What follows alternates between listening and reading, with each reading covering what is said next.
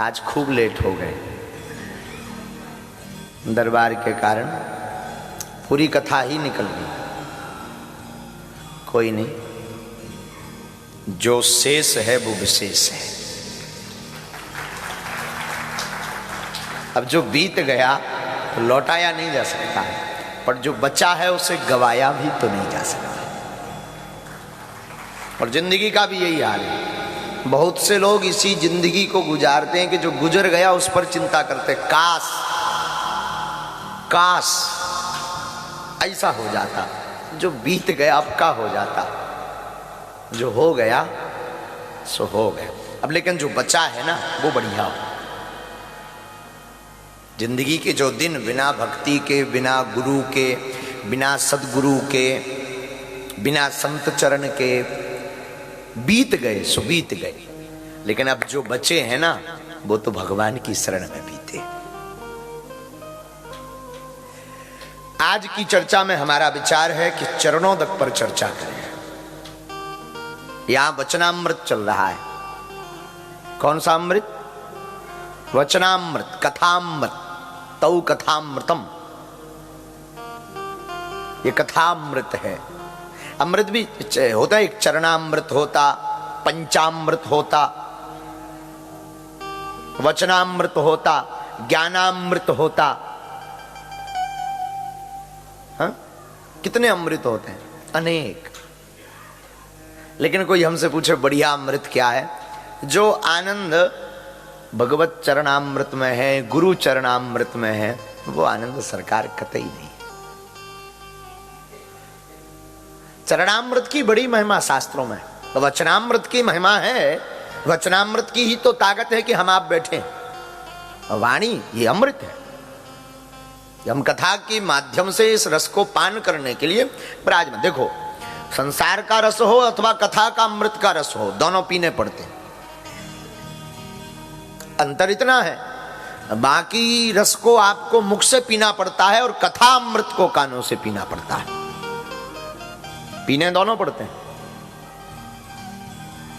बड़े बड़े महापुरुषों ने बड़ी प्यारी वाणी लिखी। कोई कहता है कि पंचामृत लो, कोई कहता है कि चरणामृत लो, कोई कहता है ज्ञानामृत लो, कोई कहता है वचनामृत लो। कोई छोटा बड़ा नहीं है, परंतु यहां रहने वाले निवासी, विदेश की धरती इंग्लैंड की धरा पर रहने वाले लोग शायद वंचित रहे होंगे चरणामृत से। भारत में तो कहीं भी चले जाओ भगवान का चरणामृत मिल जाएगा। यहां भी कहीं कहीं मिलता है, पर बहुत कम। यहां ये प्रॉब्लम है, सबको कहीं इन्फेक्शन ना हो जाए। विचित्र बात, ये बहुत विचित्र बात। न जाने कैसा है। साधु हमने तो सुना है, अपने गुरु मुख से सुना है, अच्छा अच्छा रोग, अच्छा अच्छा इन्फेक्शन चरणामृत मिटा देता है।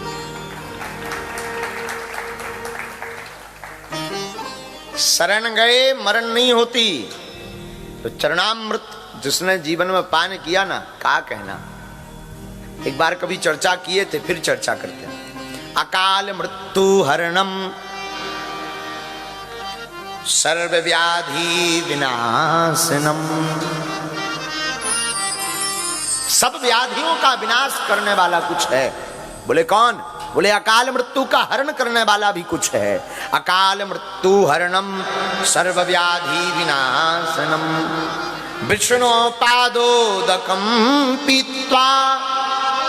जो भगवान गोविंद के चरणामृत को पान करता है। चरणामृत का अर्थ क्या?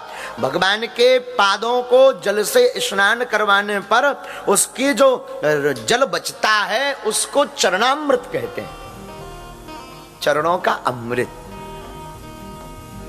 तो साधु कहते हैं विष्णु पादोदकम पीत्वा पुनर्जन्म न विद्यते। आप भगवान श्री हरि के चरणामृत का पान करेंगे। साधु, हम आपको स्पष्ट रूप से कहते, शास्त्रों ने भी बड़ा जोर लगाकर कहा कि जो प्रतिदिन गुरु चरणामृत अथवा भगवान श्री हरि का चरणामृत पान करता है वह पुनर्जन्म ना विद्यते। वह पुनर्जन्म को नहीं पाता, एक जन्म में ही भगवान श्री हरि के परम धाम को पा जाता है। आप कहोगे महाराज पुनर्जन्म में क्या बुराई है, दोबारा आएंगे, दोबारा फिर कहीं और जन्म लेंगे। आप ये बेफिजूली का बार बार का ये तमाशा क्यों बना रहे हो कि पुनर्जन्म ना हो ना हो, क्या बुराई है? क्या बुराई नहीं है ये पूछो। फिर वही लीला करोगे, जन्म लोगे, बड़े होगे, नौकरी करोगे, फिर देखोगे, काम देखोगे, धाम देखोगे, लुगाई के चक्कर में रहोगे, फिर मर जाओगे। आखिर ये कब तक करोगे? भगवान ने ये जन्म हमें खाने पीने घूमने के लिए नहीं दिया। भगवान श्री हरि ने हम आपको जन्म इसलिए दिया है ताकि हम मानव देह पा करके, मानव तन पा करके, मानव की देहिया पा करके भगवान को प्राप्त कर ले। आदि जगत गुरु शंकराचार्य कहते हैं अपनी वाणी में, पुनरपि जन्मम पुनरपि मरणम पुनरपि जननी जठरे सैनम। आदि जगत गुरु शंकराचार्य की वाणी। आप कितनी बार जन्म लोगे, कितनी बार मरोगे, बार बार जन्म लोगे, बार बार मरोगे, जन्मत मरत दुसह दुख होई। रामायण में गोस्वामी जी कहते हैं जन्मते समय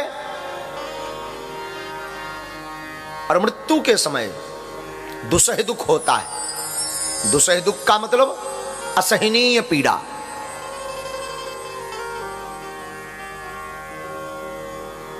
इस मरण जन्म मरण के चक्कर से बचना है, आपको उन्मुक्त होना है, मोक्ष की प्राप्ति करना है। बोले क्या करो?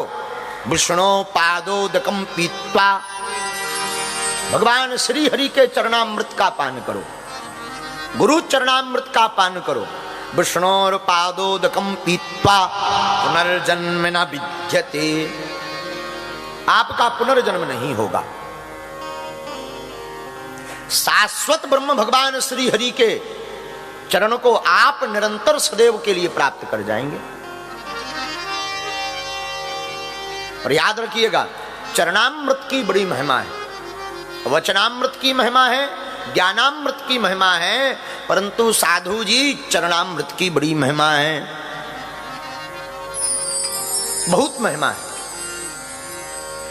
भगवान पर आपका भरोसा कम है। बहुत से लोग हमसे कहते हैं महाराज पूजा में मन नहीं लगता। बैठते तो हैं पर आगे के लोगों ये मन ना थैम्स रिवर में घूमने रखता है, भागने लगता है यत्र तत्र। तो साधु बोले कि भाई इसका कारण क्या है? इसका कारण है कि ये चलचित्र देखना। हमारे नेत्र आंखें जितना चलचित्र देखेंगी हमारा मन उतना विचलित रहेगा। हाँ, तो बोले क्या करें महाराज, अंधे हो जाएं? बोले नहीं नहीं नहीं, अंधे नहीं होना है। फिर बोले आप भगवान श्री हरि की नित्य सेवा करो। नित्य सेवा करोगे, नित्य पूजन करोगे, नित्य अर्चन करोगे, नित्य वंदन करोगे तो आपका भगवान श्री हरि की पूजा में मन रमने लगेगा और भगवान के प्रति भाव जगने लगेगा। तो महाराज समय नहीं रहता है, सुबह नहीं तो शाम निकालो। सुबह से तुम्हारी नौकरी रहती, रात को निकालो। अब ऐसा तो है नहीं है कि चलो भगवान दिन में भर रहते हैं, रात को सो जाते हैं। रात को समय निकालो। रात्रि काल में भोगी भोग भोगता है और योगी योग करके भगवान को पाता है।